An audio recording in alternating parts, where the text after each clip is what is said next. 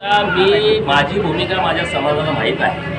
धनगर समाजाला माझी भूमिका माहीत आहे। मी ती बोलायलाच पाहिजे अशातला भाग नाही। लोकांना माहीत आहे की मी धनगर समाजाच्या बाजूने कायमच आहे। मी कार्यकर्ता आहे। धनगर समाजातून वर गेलोय। धनगर समाजाच्या लोकांनी पाठबळ दिलेलं आहे आणि त्यामुळे जिथं कुठं उपोषण आमचे मुलं करतायत त्या उपोषणाला माझा नेहमी पाठिंबा असतो।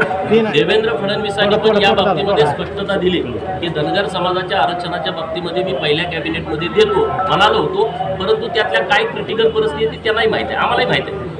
म्हणजे तो विषय झाला काहीतरी तोडगा निघेल। आमचा चारही बाजूला प्रयत्न सुरू आहे। हायकोर्टामध्ये आम्ही केस हारलो, सुप्रीम कोर्टामध्ये हारलो, तिथेही आमचा प्रयत्न सुरू आहे। पुनर्विचार याचिका कशी दाखल करता येईल।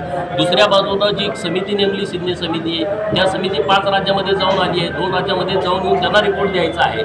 चारही बाजून आमच्या समाजाच्या सगळ्या लोकांचा प्रयत्न सुरू आहेत। वेगवेगळ्या पार्टीत काम करणारे नेते मंडळी, कार्यकर्ते मंडळी ते ताकदीनं प्रयत्न करतायत, आंदोलन करतायत आणि आता आमचा एकच प्रश्न राहिला आहे। बऱ्यापैकी प्रश्न आमचे संपले, एकच प्रश्न राहिला आहे तो आरक्षणाचा आणि तोही प्रश्न निकाली निघेल अशा बाबतीमध्ये आमच्या सगळ्या बाजूने प्रयत्न सुरू आहे। सरकार सकारात्मकतेने आम्हाला प्रतिसाद देतोय, परंतु ते निर्णयापर्यंत यावं अशा पद्धतीनं आमच्या लोकांची भूमिका आहे, मागणी आहे आणि मला वाटतं निश्चितपणे काहीतरी चांगला मार्ग यातून निघेल।